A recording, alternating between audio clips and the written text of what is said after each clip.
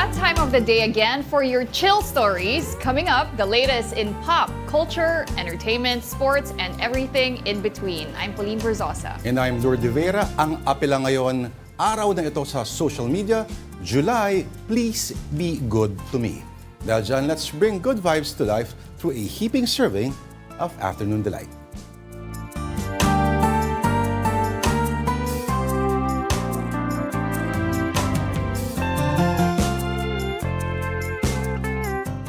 Alright, so it's Monday and the first day of July on the first day of the work week for many.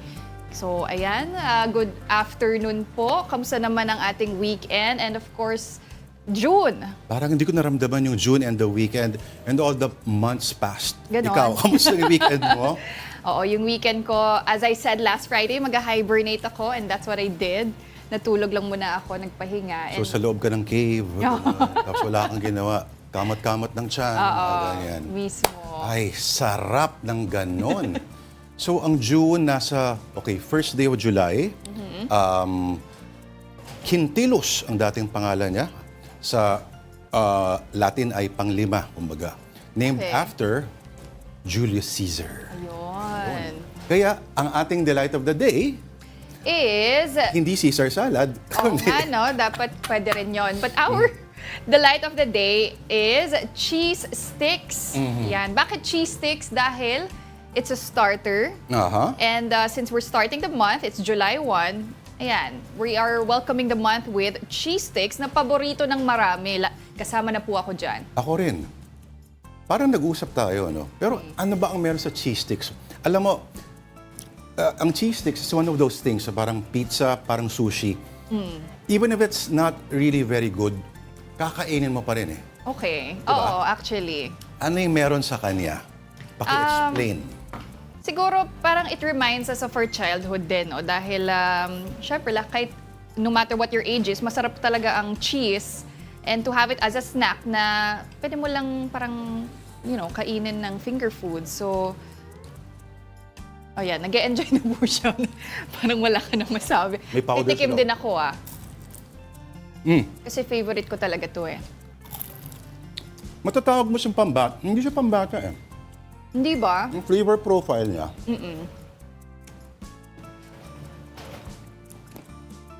Basta. Parang french fries kasi, di ba? Pero ito, cheese sticks. So, ako nung bata ako, favorite ko to eh. So, I guess, kaya ko siya na-associate with my childhood. Walang ganyan ng panahon namin. Ah, wala ba? Oo. Grabe ka naman. Ang nilalagay sa loob ng mga ganyan ay ground beef or toge. Medyo fairly, relatively recent na lamang eh. At ngayon, yung uso nila ngayon, dinamita. Alam mo ba yun? May finger chili sa loob. Yes. Siyempre, isang variation din yan, no? And sikat din. Nag-originate ba yun sa Pilipinas? Dynamite? Dynamite? Hindi. Si Alfred Nobel ang naka-imbento nun. Okay. Bakit? Swiss. Hindi. The explosive, hindi yung ano. Hindi. Yung pagkain. Baka Southeast Asian, pero hindi ako sigurado. Okay. Anyway, ang hassle lang dito kasi, kapag really creamy yung cheese, sumasabit siya sa iyong ngala-ngala. Diba? Parang ngayon, pag nag-smile si Pauline, at pag nag-zoom in si Direk sa kanyang Wag po. ngipin, Teka lang. Ganito na lang ako mag-anchor muna. mysterious Mona Lisa baka may- smile. Ako okay lang, nating tulus ako. Diba? Hindi, pero ang masarap din po sa cheese sticks, lalo na sa Pinoy style, is of course the sauce. Yes. Ang sauce niyan ay mayo and Ketchup. ketchup. Sino kaya naka-imbento nun, no? Na nag-isip din na to mix ketchup with mayo and to make this orange dip. This is actually really good. And ginagamit rin to for other food like chicken fingers, diba? Or fish fillet. So, isa rin yan talaga sa nagpapasarap. Parang ganun Is it the shape? Yung chicken fingers kasi parang third bite ko palang okay na ako. Okay. Diba? O dahil yung laman ba niya na parang puro parang breast, parang breast fillet, gano'n. Ito hindi Nakakabusog kasi agad yung chicken finger. Nakakabusog pa. Basically, sabi ni Anthony Bourdain, kaya gusto niya sisig. Yeah. Because it has everything that you want in a dish. May element siya ng crunch, ng crisp.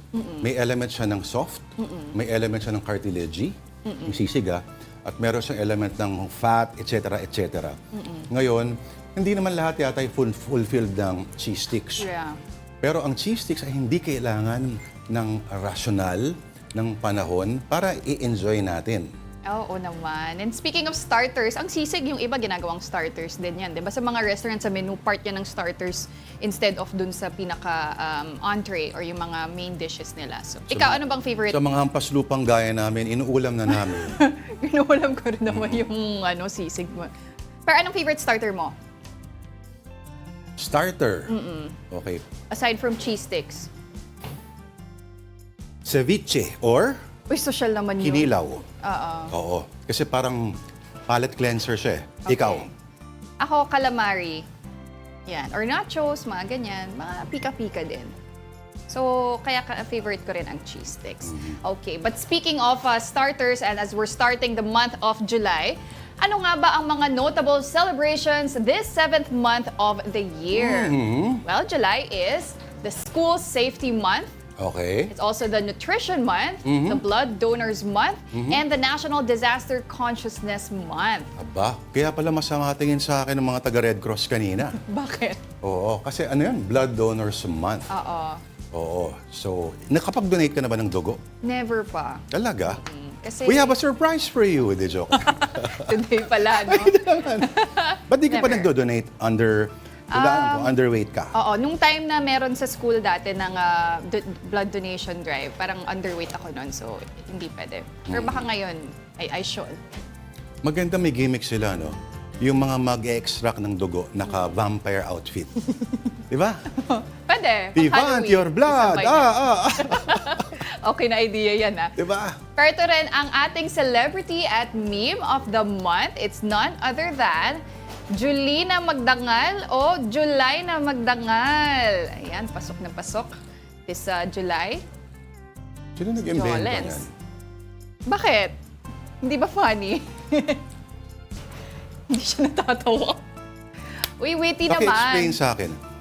Explain pa ba yan? Meron bang ever na pagkakataon that her name was pronounced Jolina? Yun ang di ko alam. Pero pasok naman sa Jolina. So, I guess, pinag-ano na rin nila. July na Magdangal. Ewan ko ah. Oh. Kung ako yan, gagawin ko ng dapat? Julio Iglesias. Okay. Diba? Mas Oo pasok nga. yun. Or Julio Valiente. Ayun. Hindi mo kilala si Julio Hindi Valiente? ko kilala si... Nakaw. Dapat mapanood mo yun. One of the greatest action legends Oo. in all of Philippine cinema history. Siguro It's yun... played by Lito Lapid. Oo. Siyempre si Jolina kasi, ano yan, very mainstream. Pati... Oh, mainstream naman si Lito Lapid. Senador pa nga siya. Oo. para ano na I rin. swear to God. Panoorin mo siya sa YouTube. Oh, sige. Magbabago ang pananaw mo sa buhay at sa gravity. The laws of physics. Sige, panoorin ko yan this weekend.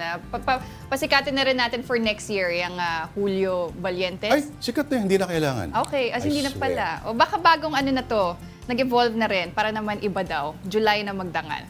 Okay, and since July is also the month of the Paris Olympics, yan, malapit na. Andyan si Jolina? Baka. Here are some updates. 25 days to go before the Paris Games begin. Gymnast Carlos Yulo has joined Team Philippines in their training camp in France, and the Golden Boy arrived in Paris on Saturday and headed straight to Metz to start his rigorous preparations. Aside from Yulo, swimmers Jared Hatch and Kayla Sanchez are also in the training camp now. This is the first time the Philippines has set up such headquarters to boost our athletes' chances of bringing home medals. And again, most of our Olympians are now training in Metz in France. And how do our athletes find it? Afternoon Delight host at large Denise Tan gives us a quick tour of this part of France. Today, we're taking you around the beautiful city of Metz and give you a glimpse of its historic sites and what our Olympians can see here during their one-month training camp.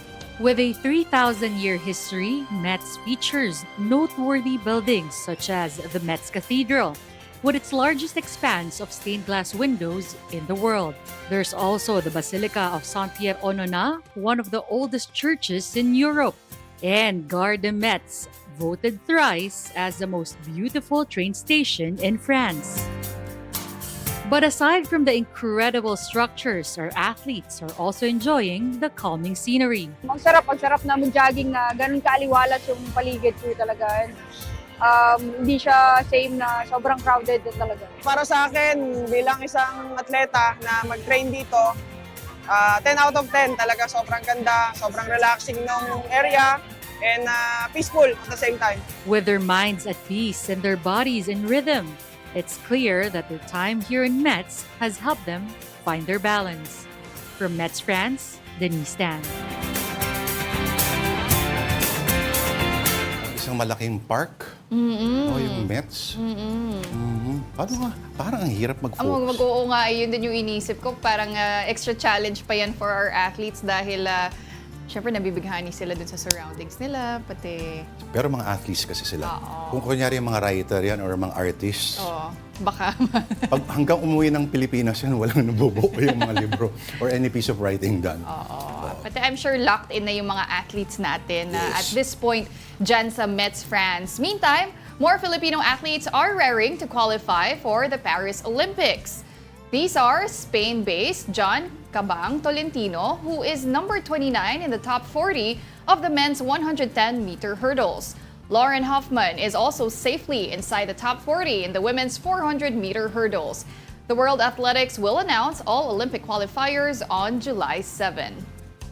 In basketball, Gilas Pilipinas fell short against Poland in their tune-up game. Gilas started strong but miscues in the second period allowed the Polish to bounce back. World number 15 Poland won the match 82-80. Gilas is now heading to Riga, Latvia for their last chance to book a ticket in the FIBA Olympic qualifiers for the Paris Games. And it's one victory after another, though, for the Gilas Pilipinas women. They dominated the FIBA Under-18 Women's Asia Cup Division B tournament. The Filipinas recently beat Lebanon to make their 7th straight win. Now promoted to Division A, the Philippines joins Asian powerhouses such as China, Japan, and Australia. Meantime, in volleyball, Gilas Pilipinas is doubling their efforts in training ahead of a very important match.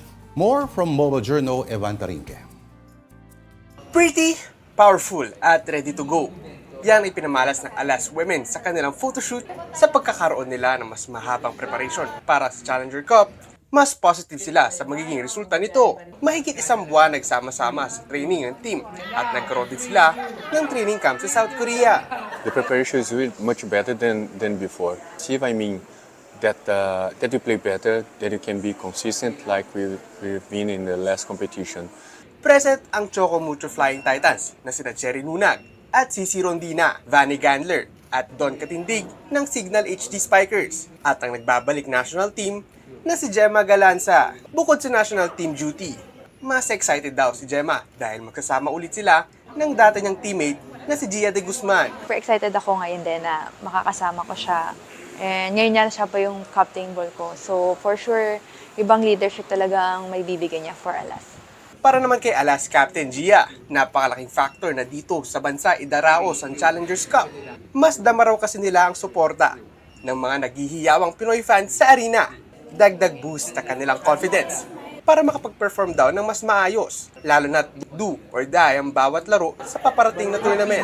Pa rin yung confidence and boost na nakuha namin. Pagka nag-cheer sa amin yung mga Pinoy, talaga, mas nakakagana maglaro, mas also nangangaragdan yung kalaban natin. Unang makakalaban ng Gilas Pilipinas sa July 5 ang Southeast Asian volleyball powerhouse na Vietnam. Hindi madali, pero target nila mag-champion para sa huling slot sa 2025 VNL season.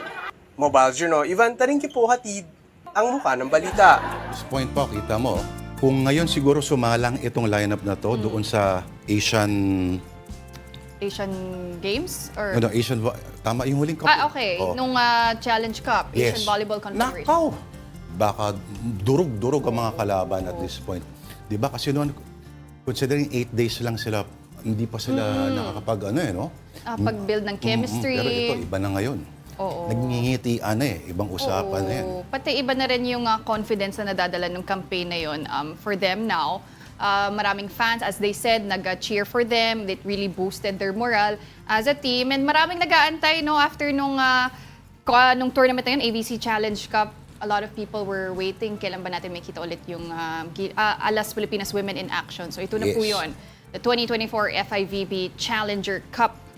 Vietnam, may idea ka ba kung saan banda yung standings or rankings ng Vietnam as volleyball team? Well, mataas talaga ang Vietnam when it comes to Southeast Asia. And in recent years talagang lagi tayo natatalo against them. So, na ngayon, syempre, more formidable na itong alas women's natin. So, finally, nakapag-form na tayo ng malakas-lakas na team. And we're also excited to watch them and to support them. Okay, but at this point, let's see more sports stories on social media. On Reuters, NBA sets salary cap at $140.588 million for the 2024 to 2025 season. Okay. So, ayan na nga, because it's the free agency period dito sa NBA, they've increased the salary cap to $140.588 million nga. And so as we do know, ang salary cap talaga sa NBA, this is the room or the amount na teams have or to give salaries dun sa mga players nila, di ba? Nung 2024, this is the minimum team salary, 126. That's the amount that they need to spend. And, ayan na nga, no? Hindi ko naintindihan, sorry Pao. First apron level, meron bang second apron level? Ano ba yung Alam mo, apron na actually, pinag-uusapan oo nga, natin? very complex kasi itong salary cap ng NBA. Meron pang tinatawag na soft cap. So I guess this is the room that I think in general, compared raw to other sports like NFL, oo. NFL, yung hockey, National Hockey League, tsaka yung MBL. Baseball, no?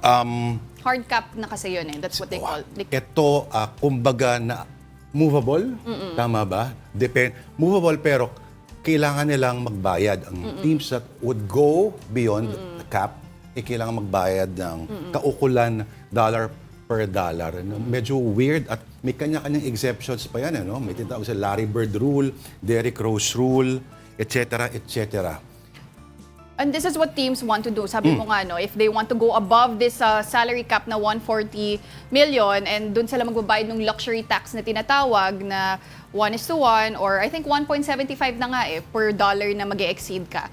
That's if nag-all out na talaga yung team to win a championship, as of the case of the Golden State Warriors, I think in 2022, when they won the championship, talagang all out sila nun and they spent, I think, more than $300 million para lang, to go all out nga dun sa kanilang championship bid. Siyempre, they also signed Steph Curry. Si Steph Curry is the highest paid NBA player. Sweldo pa lang niya, almost $52 million na eh. Mukhang sulit naman. Mukhang sulit. And they're willing to pay that extra. Pero syempre, for other teams who aren't as rich or as big as like the Golden State, diba? That's what you have the salary cap for. Para hindi lahat ng mga big teams kukunin na lahat ng superstars. Pero nagagawa nila ng paraan around that, di ba? May diskarte sila dyan. Magugulat ka, 2 or 3 malalakas sa forwards nasa isang team na lang. Ngayon, may isang NBA superstar na opted out of his contract para mas magkaroon ng karagdagang budget ang team niya para mag-build ng mas malakas na lineup. Ayan. Clue, ang first name niya ay LeBron. Ang apelido niya ay James. Ang team niya, Clue, starts with the letter L and ends with acres. Clue pa ba yan? Yan yung headline natin eh. LeBron James opts out of contract and eyes new Lakers deal. Konti lang ang diferensya ng sahod nila ni Steph Curry. Halos. Yes, oo. There was a time, of course, LeBron was the highest paid NBA player. Pero now, syempre, at 39 years old, medyo hindi na rin siya as dominant as he was in his prime years. Talaga? Siya pa rin ang lead score. Ang Highest all-time leading scorer. Pero, okay, so punta tayo bakit siya nag-opt out? Okay. So, ayan na nga, since it's a free agency period in the NBA, 4-time NBA champion LeBron James has opted out to give room nga for the Lakers to sign a player who could give more impact, who could be an impact player for them this season. Siyempre, naghahabol pa nga si LeBron ng kanyang 5th NBA championship. Grabe naman. Oo naman. Si Jordan ba na kailan? I think naka-4 ata siya. O basta tinatalo lagi ni LeBron ang records ni Jordan. Dapat ni lang. Jordan so. Parang yung mga succeeding generations, Oo. dapat itatap nila yung previous. Yes. Kasi otherwise, walang point ng evolution. Oo. And interestingly, di ba, syempre, we know that his son, Bronny James, has also just joined the Lakers. He was drafted 55th overall, di ba? Medyo masakit yun, ha? 55th. Oo. But ayan, marami naman talagang nag-aabang ng father-son tandem ni LeBron James dito this season. So, ayan na nga. Yung nabasa ko pa, merong 13 million at least ang Lakers para gastusin nila sa kung sinong power player ang maaari nilang mahanap. Alam mo, talaga ang weird kasi paano nung lumalaki kami, parang ang NBA noon na wala pang cable masyado. Parang apat lang yung dominant na players na teams. So, Boston, LA, Celtics, of course, Boston. Detroit, Bulls, wala pa masyado eh. Pero ngayon, kung bandang 1985 or 87, kung sinabi mo sa akin na defending champion ng Nuggets, pagtatawanan ka ng mga tao. Walang maniniwala. Ganun. Pero ewan ko pa. Nagulat lang ako, nalistahan ng mga free agents. This guy, ito talaga yung actual name niya. I swear to God. Ito, Okay, habang seryoso ba to? Sa Phoenix. Every report. Ito ba yung name niya, Si Manute Bol. Naalala ko si Manute Bol. Pero yung first name nito is similar to his last name. Ngayon, hindi ko alam kung joke ito o hinak sila. Pero website to ng NBA. So, ito yung si Mr. Bol, B-O-L, ay free agent. Nasa listahan siya ng free agents. Okay. Baka kasi in English, wala na mga... I'm assuming, si Manute Bol ba, Nigerian ba siya? We'll Sudanese. have to check. Sudanese, oo. Alright. So, good luck sa Lakers. And at least si LeBron, kumbaga, taking one for the team. Hindi Yeah. na kailangan, aanihin pa niya sa lapingan. Ang dami-dami niya ng pera. totoo. And correction pala, 6-time champion si Michael Jordan. So, Kulang pa. 2 pa or 3 kung gusto niyang higitan si Jordan. Correct. Kung gusto man natin. Kasi di ba kahit ilang kung wala kang sing-sing, it don't mean a thing if you ain't got that ring. Ika nga. Yun. So we'll see how this will play out for the Lakers. Yung And pala yung term doon, roster improvement. we'll see sino ang isa-sign nila this free agency period. Pero hindi ba masakit pa rin kay Bronny yun?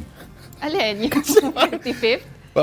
Parang, no, I mean, ba't kailangan nyo pang kumuha ng power player? Nandito naman ang anak ni LeBron James. Hindi, syempre. It could mean anyone naman. Di naman kailangan rookie necessarily yung magiging impact player para sa kanila. So, Correct. tingnan natin. Baka yung pinakita mo, ang isign nila. Phoenix na eh. Phoenix na ba? Okay. Sige, moving on. From sports to showbiz. And here's a wrap from News 5's MJ Marfori as we go on break. Watch this.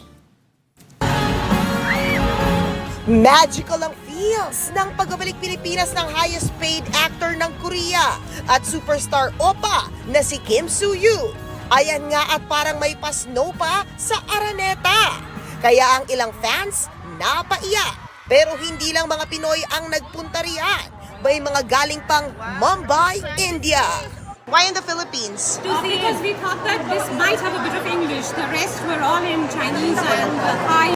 Meron namang mga Pinoy na mahigit 1 dekada na raw iniidolo si Kim Soo-hyun. Since love from the From Love from the Stars. Ang galing niya umarte talaga. Let's go Suwon Nation! Punong-puno nga ang Smart Araneta Coliseum ngayon para sa fan meet ni Kim Soo-hyun ngayong araw. At eto na, i-enjoy na natin guys! Let's go! Todong kilig at hiyawat nang lumabas na si Oppa. Lalo na nang kumanta si Kim Soo-hyun ng Love You With All My Heart mula sa hit K-drama na Queen of Tears.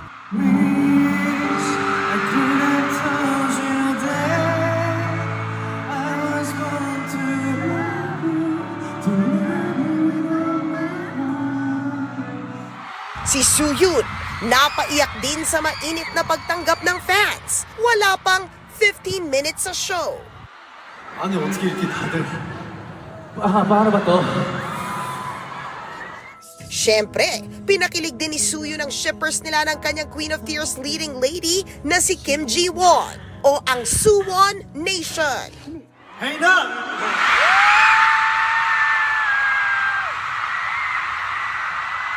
Nakipagkulitan din ang aktor sa ilang maswerteng fans. Tawang-tawa naman ang audience nang pahulaan sa kanya ang ibig sabihin nito. This means eme lang, charot. What do you think that means? 샤워.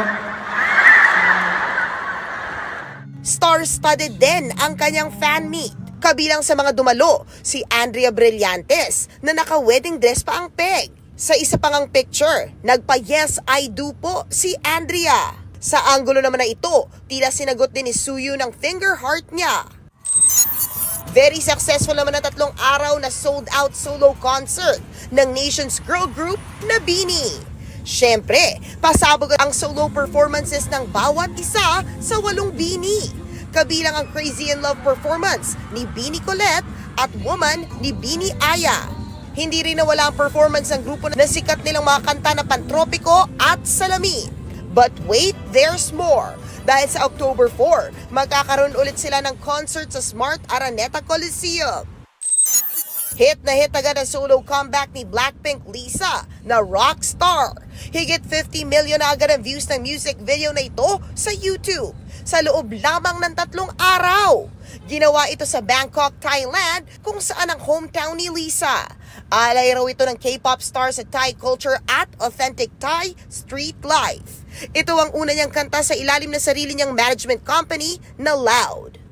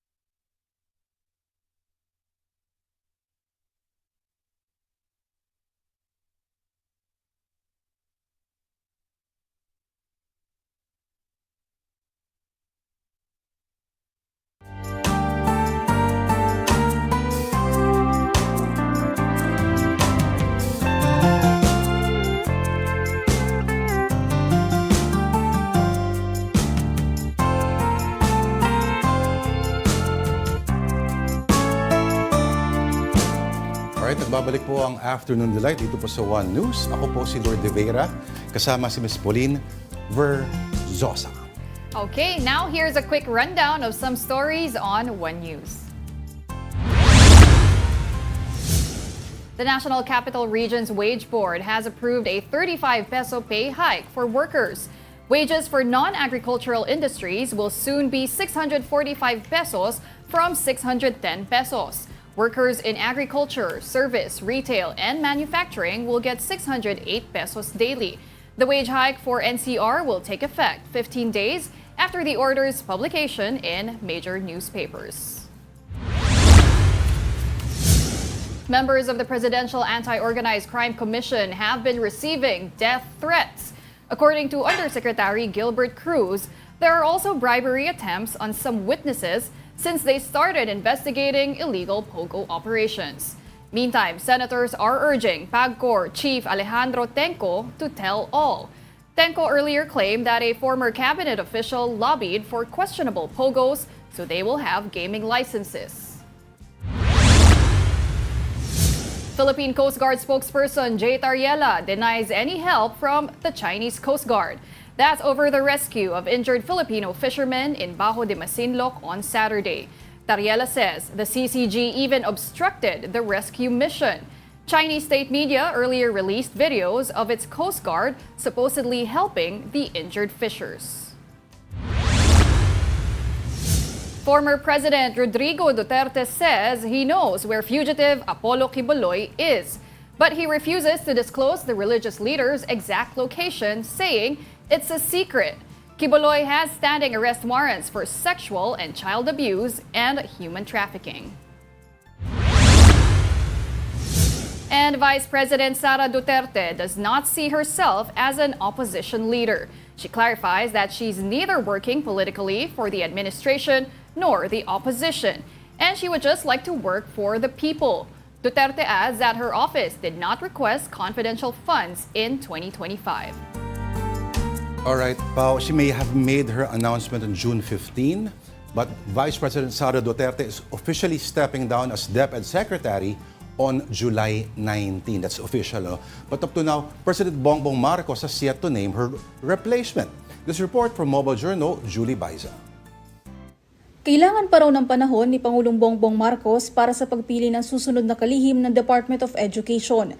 Noong Huwebes, sinabi ng Pangulo na iaanunsyo niya ang kapalit ni resigned DepEd Secretary Vice President Sara Duterte bago matapos ang linggo. It turns out it's harder than I thought.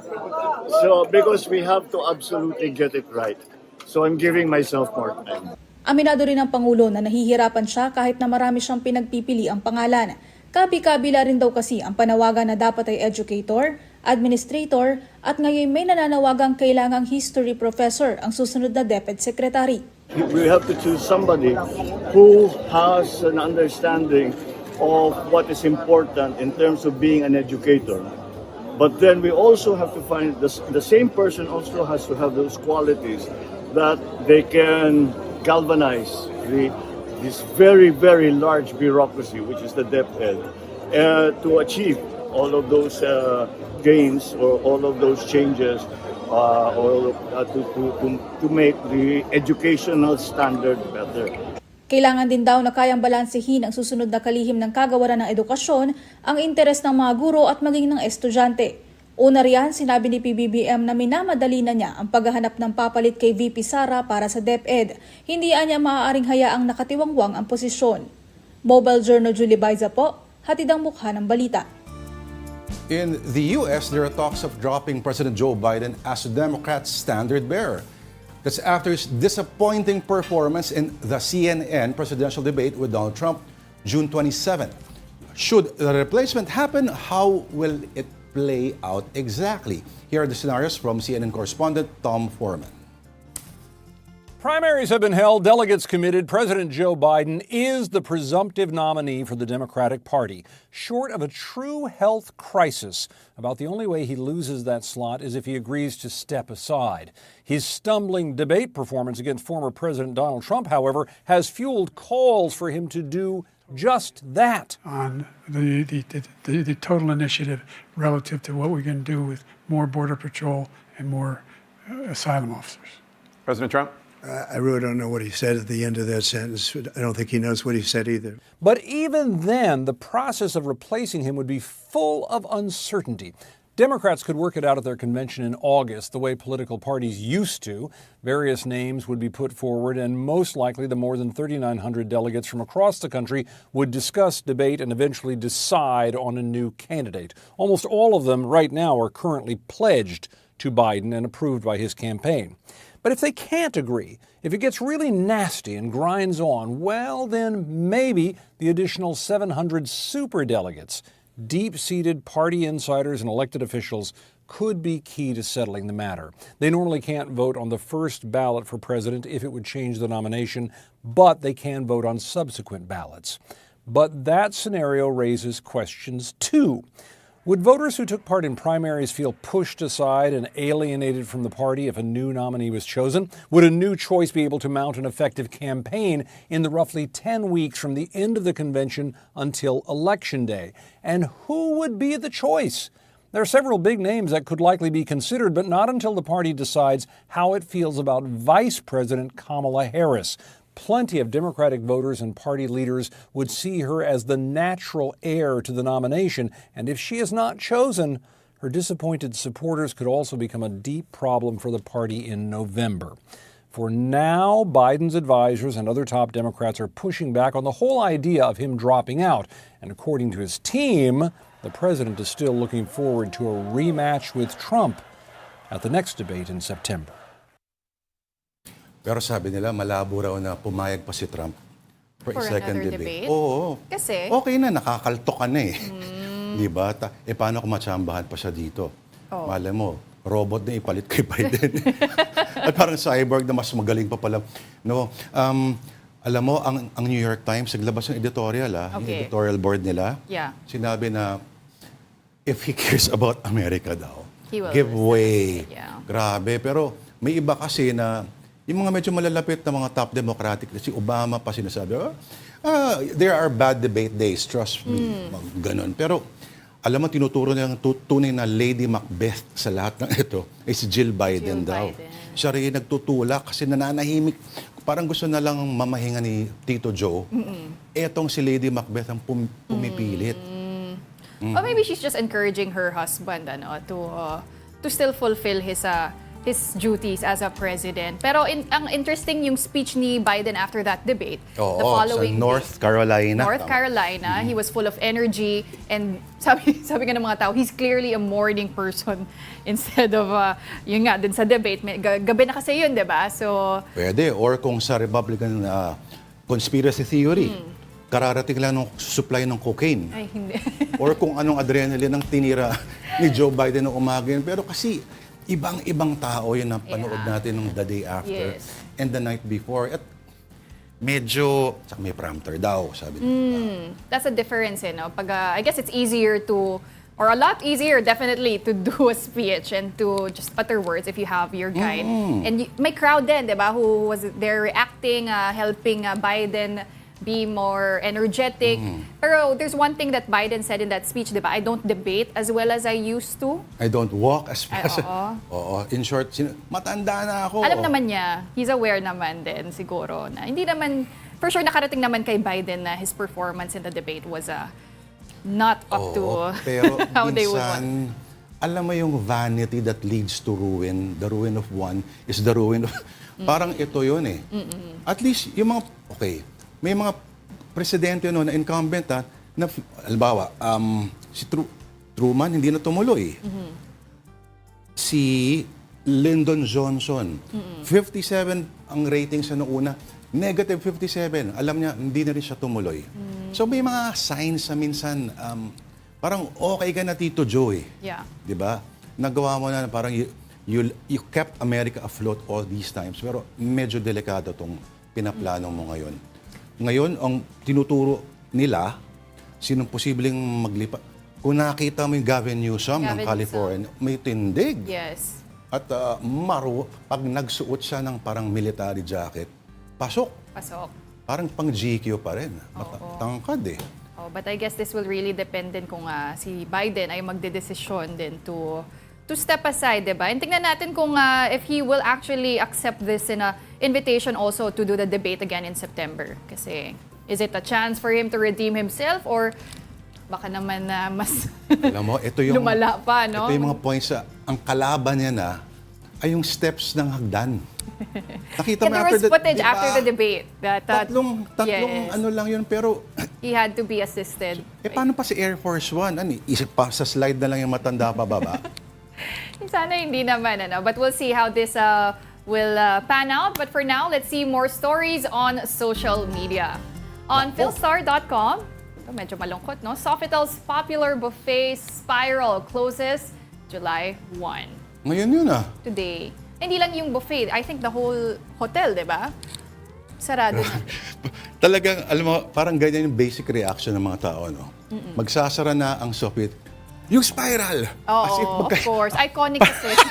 Ano, parang hiwalay na entity siya. Oo, Spiral. But it's the Hindi whole hotel. Actually, may point naman kasing pag nakaakyat ka doon sa taas, iba siya. Parang ibang mundo pag bumaba ka. Ano ang una mong tinitira pag nasa Spiral ka? Ito, yung nasa picture. Cheese? The cheese room. Oh my God, ako rin. Oo. Minsan, Yan. halos hindi na ako lumabas kasi may dala kang wine. Yan na yun Yan Tapos na. may dala kang konting mga slices ng... Yan na yun. Oh, perfect starter din pala to, no? Speaking of starters for this July 1st, ang cheese. Pero yung ganyang spread, Oh, medyo mahal na yan. ano, kasama yan. Oo, kasama Oo. siya. Pero kahit huwag ka na lumabas dyan singhutin mo lahat yan mga raclette. Yes. At yung mga blue cheese. Oh my. Pati ito lang ata yung buffet from a hotel na may ganito selection, di ba? Yung talagang or room just dedicated Yes. for cheese. May mga gumagaya pero hindi ganyan. Iba pa rin talaga ang Spiral. Actually, nakahabol kami dito last Friday. Nakakain kami. Nilibre kami ng isang friend namin. So, thank you. Kaya sa Buti ka Go pa. family. Aha. So, bumanat ka ng nito. Oo. Yun. Alam mo, sana nagbulsa ka ng iba, ginawa nating cheese sticks. Ginologs Oo nga. So, marami bang I'm sure punong-puno ito Sobrang Friday. punong-puno nung Friday na they also opened the function rooms. It wasn't just the dining area. They had to open, I think, 3 additional function rooms just to accommodate a lot of people. I think yung boss din natin, si Sir Jovi, humabol din kahapon dito sa Sofitel kasi nga very iconic. And I guess, our hearts go out to all the employees rin kasi very sad naman talaga. Ay, When we were there, you could feel the sadness, iba yung aura ng mga staff, and ayun, nakakalungkot din talaga after decades of being iconic. May mga kwento-kwento nga na isang raw kaya sinara yun ay may labor problems talaga. Pero alam mo kung may edad ka na talaga, Pao, kung inabot mo siya ang tawag sa kanya, Westin Philippine Plaza. Oo. Gaya ng ibang tao sa kwartong ito. Pero we have a post from Sofitel itself. Ito. So, this is their official post on their account where they bid adieu. They bid their goodbyes. Spiral mismo. So, our culinary journey has come to an end. And ayan, your laughter, your conversations, and your delight in our culinary adventures have filled Spiral with life and joy. They thank their artisans, they thank their customers, and ayan. Medyo mahirap kasi tapatan. Kasi unang-una yung location niya, tsaka yung view The view. Medyo mahirap-hirap maghanap ng, lalo na ngayon, dami ng reclaimed area. Saka magagawa ng ganyan sa Navotas. Medyo iba naman ang view din doon. Pati kahit pricey rin yung buffet na to, no? I think it's the most expensive na buffet ba dito sa Metro Manila? Kasi 4,000 or 5,000 ata per head, no? Talaga? Oo, mahal talaga. So, monthly salary ko na yun. Wow! Oo. Buti ka pa, mas mataas pa. Balang araw, sayang, sarado na. Nag-iipon kasi ako para makatikim ako niyan. Pangarap ko lang nung bata ako makakain sa mga ganyan. Alam mo nga yung cheese room Nilibre lang din ako. Ayan. Oo. Ngayon, balik tayo sa Kabalen. Okay. Another ending. This time on Philstar Life, Baguio Midland Courier to cease operations after 77 years. So ito magsasara rin, no? It's also a sad day for Philippine journalism. Kasi this weekly newspaper is shutting down after several decades. 77 years, my God. Ang founder kasi nito, Pao, is the Japanese Filipino Igorot fictionist na si Sinay Hamada, no? Siya yung isa sa mga nagsulat ng very, very iconic na Tabitha's Wife. na tong setting ng parang World War II, nanonood ng sine doon sa area sa North. At lagi siyang kasama sa mga compilation ng best Filipino short stories. At si Sinay Hamada ang founder nga nito. At hindi naman kagulat-gulat. Pero ang tanong dito yung print lang ba mawawala o pati yung website ba ay mag-i-exist pa rin? Hindi pa sure. Pero yun nga, they cited nga the reason for their closure for the print for the newspaper is they're not spared from the worldwide trend that newspapers are facing unprecedented challenges leading to closure of publications. So there's really a present challenge para sa ating mga broadsheets. Pero feeling ko naman, Pao, iikot pa rin to kapit lang ng konti, babalik rin ang papel. Hindi malayo ito kasi may mga ibang mga YouTube channels na nagkakaroon sila ng parang print versions nung kanilang channel. So, what goes around comes around.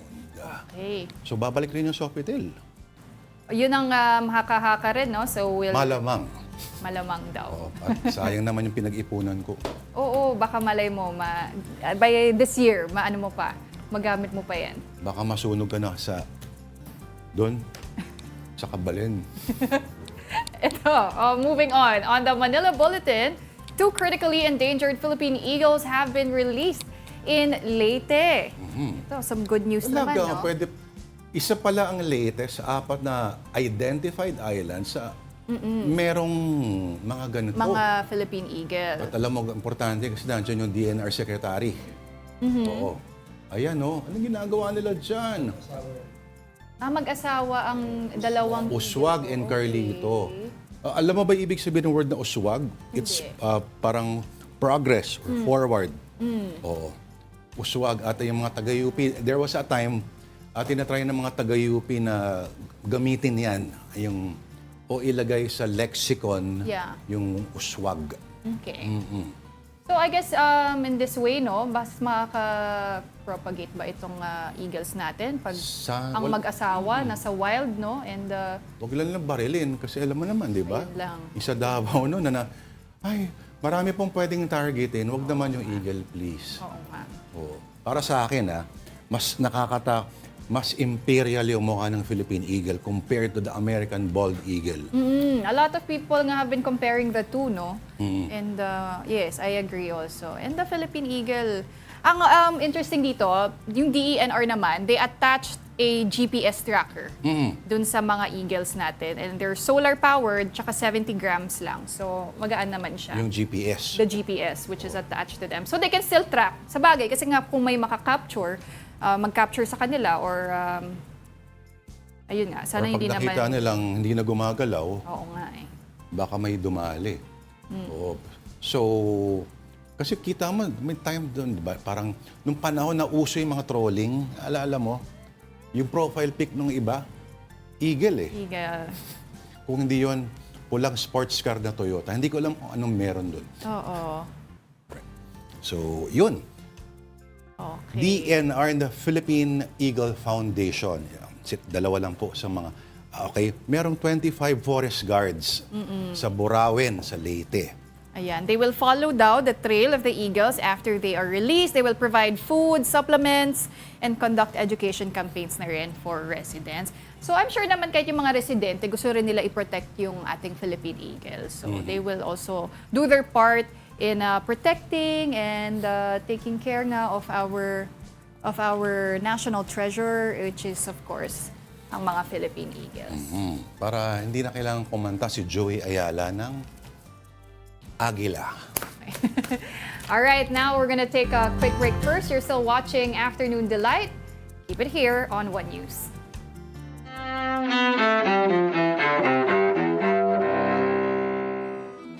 July 1st, 1863.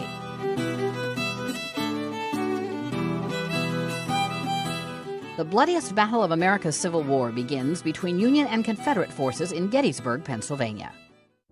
1946. the world's first peacetime test of a nuclear weapon. The United States explodes a 20-kiloton atomic bomb near Bikini Atoll in the Pacific. 1898. In Cuba, future President Theodore Roosevelt and his Rough Riders wage a victorious assault on San Juan Hill during the Spanish-American War. 1961. I think the biggest disease this world suffers from in this day and age is the disease of people feeling unloved. And I know that I can give love. Britain's Princess Diana is born Diana Spencer near Sandringham, England. The charismatic Diana drew worldwide fame and tabloid headlines before her death in a Paris car crash at age 36. 1997. In Asia, Hong Kong returns to Chinese rule after more than 150 years as a British colony. China's communist leaders promised to let Hong Kong keep its capitalist ways and civil liberties for the next 50 years. And 2004. I'm going to make him an offer he can't refuse. Actor Marlon Brando, stage and silver screen legend, dies in Los Angeles at age 80. Among his roles, A Streetcar Named Desire, On the Waterfront, and The Godfather. Today in History, July 1st. Camille Bohannon, The Associated Press.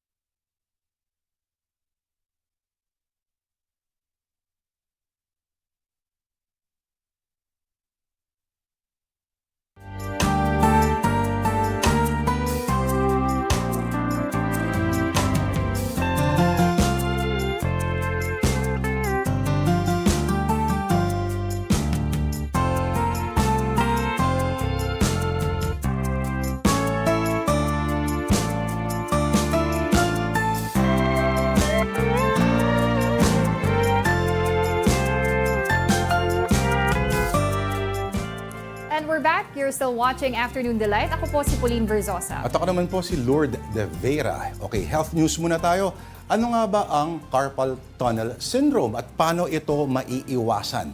Mouse ba ang laging kalaban dyan? Narito ang report ni Mobile Journal, Yeda Pascual. Matinding pananakit ng kamay ang naranasan ng isang driver sa Balanga, Bataan. Ang kanyang sakit, nagmula raw sa sobrang paggamit ng kamay.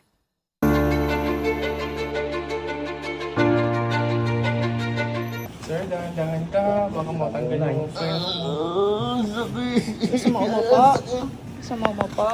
Naiiyak at namimilipit sa sakit si John Paul, 29 anyos noong June 22. Ang kanyang idinadaing, ang kanyang kaliwang kamay. Hinahampas ko siya sa pader, hinahampas ko siya dito sa katawan ko. Talagang, ala akong maramdamin, bugbog. Actually po, bugbog na yung kamay ko. Pero yung sakit nandun pa rin. Si John Paul, mayroon na palang carpal tunnel syndrome. Isang karamdaman dulot ng naipit na nervo ugat sa kamay. Nagdudulot ito ng pagkawala ng lakas at pakiramdam. Nagsisimula siya unti-unti na parang manhid lang. Pero ang kadalasan nakakapagdulot nun, yung madalasang pagtiga or pag-grip ng kamay or pag-fold ng wrist or pagtupi ng wrist. Hindi siya nakukuha ng biglaan lang. Yung hindi lang nagkamali ka ng buhat, hindi siya makukuha ng one time lang. Accumulated siya over time. 2021 pa raw nagsimula ang pamamanhid ng kamay ni John Paul. Pero binaliwala niya ito at hindi nagpakonsulta sa doktor. Akala niya raw kasi normal lang na namamanhid ang kamay dahil sa pagod sa trabaho bilang driver. Ngayon kahit daw pain reliever, hindi na gumagana kay John Paul. Akala nung iba, kumbaga parang napakasimpleng ano lang yon, sakit lang yon na kaya mong i-tolerate or kaya mong tiisin. Pero kung makikita mo yung pamamalipit niya during that time, na umiiyak na, hindi niya rin alam kung anong gagawin niya. Ayon kay Doc, hindi normal at hindi dapat nararamdaman ng isang tao ang pamamanhid ng kamay. Kaya kapag nakaranas ng pagsakit, pamamanhid at parang tusok ng karayom, dumiretso na raw agad sa espesyalista. Delikado siya pero hindi nakamamatay, sabihin. Delikado siya dahil pag pinabayaan, pwedeng mawala yung lakas ng kamay. As in, hindi ka na makahawak. Maniligas yung... Dahil pag humina yung kamay, pwedeng manigas na yung mga joints o kaso-kasuan. So talagang hindi mo na siya magagamit. Si John Paul aminadong inabuso niya ang kanyang kamay at nagsisiraw siyang hindi agad nagpatingin noon sa doktor. Siguro lesson learned. Gusto ko i-ano yung iba na hanggat maaari, huwag yung masyadong abusuin yung katawan niyo. Kasi iba yung balik yung sa atin ng katawan pagka masyado natin inabuso. Ngayon, kinakailangan na ni John Paul magpa-therapy at ipa-opera ang kanyang kamay. Kaya lang dahil nga apektado ang kanyang hanap buhay, nananawagan po siya ng inyong tulong. Gusto ko na rin lumaya sa gantong kaisipan na inisip ko yung kamay ko, may nararamdaman ako. Ang hirap Igising ka ng umaga, manid yung kamay mo. Matutulog ka sa gabi, manid pa rin yung kamay mo. Wala kang ginagawa, manid pa rin yung kamay mo. Malaking tulong po sa akin to, yung ibibigyan yung tulong. Batala na po sa inyo yung babalik yung kabutihan yung ibinigay sa amin. Ako po si Mobile Journal Yeda Pascual, nagpapaalala na ang bawat may karamdaman ay kailangan din ng kalinga. And because we cannot turn back the hands of time, eto na ang isaw dahil mag-aalas stress na. Pauline!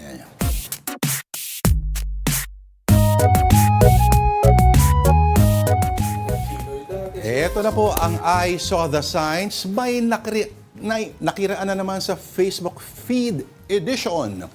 Photo number 1 pa. Ano ito? Okay, laundry shops. Dahil may wash me whip, may wash me nene. Yeah. Galing. Magkatabi kaya sila? Dapat. Kasi walang sense kung ang isa is independent of the other. Okay, next Pangalawa. photo. Hot dog stand na nakalagay, grilling me softly with his tongs. Galing. Abay dapat Fanny Roberta Flack nga ba? Yung original yan. Alright. Number 3. Ito, Sad Ganda. Baboy. Pighati Unlimited, Samgyupsal. Funny pero medyo yung vivisection, yung paghati ng pig, medyo nakakagimbal din pero witty. Number 4. Ito, isa na namang snack stands na side by side. Lemonyo sa tabi ng Fries the Lord. Lemonyo. Fries the Lord. Lemonyo. Okay. Ano yung fries? Parang Praise praise the Lord. the Lord. Oo. Praise the Lord. Praise the Lord. Masyadong ano yan. Dapat, meron ding dapat pang balanse. Ano? Parang negosyo ng kapatid ko na nalugi na rin since. Johnny Water. Ayun. Water business siya, Johnny Water. Okay din, ano? Alam mo, kung may mga ganyan kayo nakikita, pitikan ninyo, padala nyo rito. Di ba? Di ba pa ako saan ipapadala? I-email po sa atin sa afternoondelight@gmail.com. afternoondelighton@gmail.com. Yes. Padala niyo na po yan. Ang premyo ninyo, ngingitian kayo ni Pauline. Cheese sticks na lang para naman mag-send sila. Itong exact cheese sticks yan, i-preserve namin para sa inyo. Tira. Okay, and that's Afternoon Delight this Monday, the 1st of July. Thank you so much for joining us. I'm Pauline Verzosa. Hanggang bukas, 2:00 ng hapon, ako po si Lourd Veyra. Have a delightful afternoon.